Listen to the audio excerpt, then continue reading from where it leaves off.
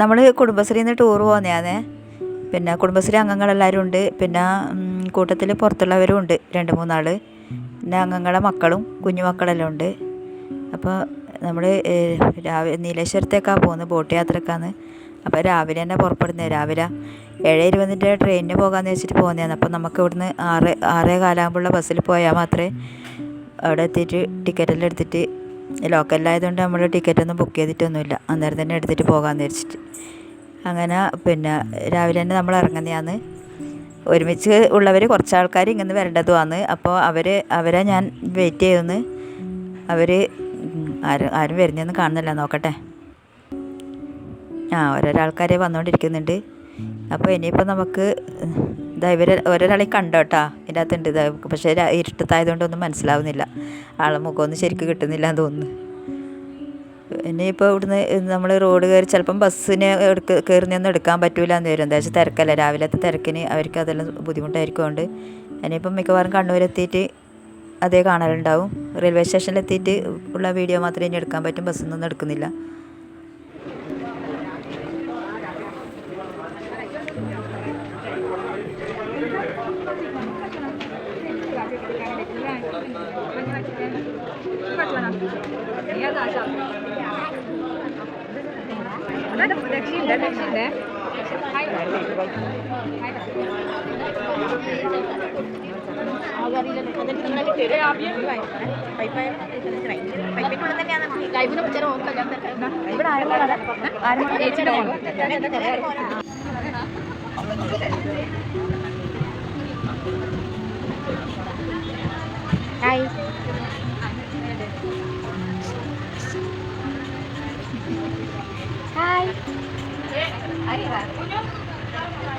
നമ്മൾ ട്രെയിൻ ഇറങ്ങിയിട്ട് ഓട്ടോയ്ക്കായിരുന്നു പോയത്. അതുകൊണ്ട് പിന്നെ പെട്ടെന്ന് അത്ര സമയം വീഡിയോ എടുക്കാൻ പറ്റിയിട്ടില്ല. അങ്ങനെ ബോട്ടിലേക്ക് ഞാൻ കയറുന്നു. നമ്മൾ കയറിയ ബോട്ടിൻ്റെ പേര് തേജസ്വിനിയാന്ന്. അവർ പ്രത്യേകം പറഞ്ഞിട്ടുണ്ടായിരുന്നു ബോട്ടിൻ്റെ പേര് പറയണേന്ന്. ബോട്ടിൻ്റെ ഉള്ളിൽ കയറി. പിന്നെ ഇപ്പം ബോട്ട് അടിപൊളി സിസ്റ്റാണ്. ശരിക്കും നല്ലൊരു പുഴ ഒഴിച്ചാൽ വാർപ്പിൻ്റെ വീട് കാണുന്ന പോലെ നല്ലൊരു അനുഭവം. കയറി അത് മുകളിലേക്കുള്ള വഴിയാണ് സ്റ്റെയർ. അപ്പോഴത്തേക്ക് നേരത്തെ നമ്മളെക്കാൾ മുമ്പേ ഒരാളിൽ അകത്ത് കയറി ഇരുന്നിട്ടുണ്ടായിരുന്നു. അതിൽ നേരത്തെ അകത്ത് കയറി ഇരുന്നവരാണ്.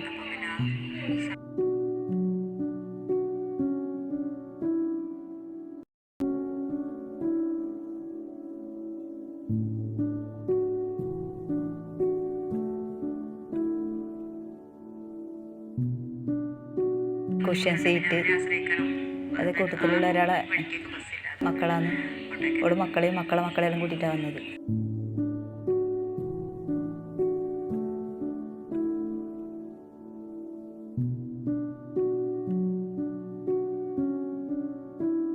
ആ പൊടിമക്കൾ അവർ കയറി വേണം ഡ്രൈവർ സീറ്റിലിരുന്നേട്ടാ.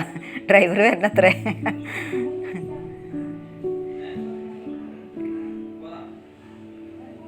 ഓനതിൻ്റെ സിസ്റ്റം വരെ നോക്കുന്നു.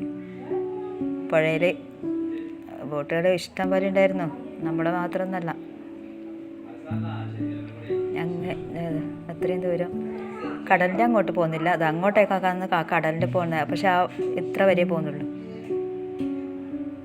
അത് കഴിഞ്ഞ് നമ്മൾ നേരെ അടുക്കളയിലോട്ടൊന്ന് കയറി. അടുക്കളയിൽ അതിൻ്റെ ഉള്ളിൽ തന്നെ ഉണ്ടല്ലോ. അപ്പോൾ അവരോട് രണ്ട് ലോക്യം പറയാൻ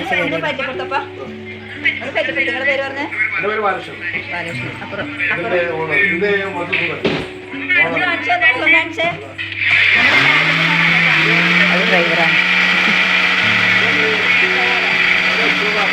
അവർക്ക് മിക്സിയിട്ട് അരക്കുന്നുണ്ടായിരുന്നു.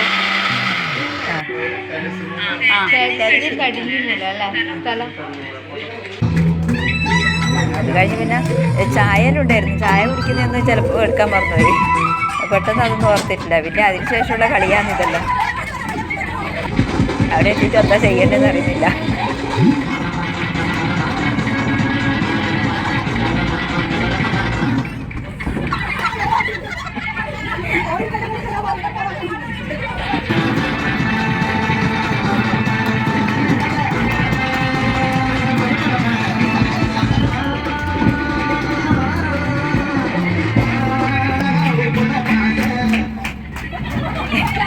ജയിച്ചത് ഞാനാണ് കേട്ടോ.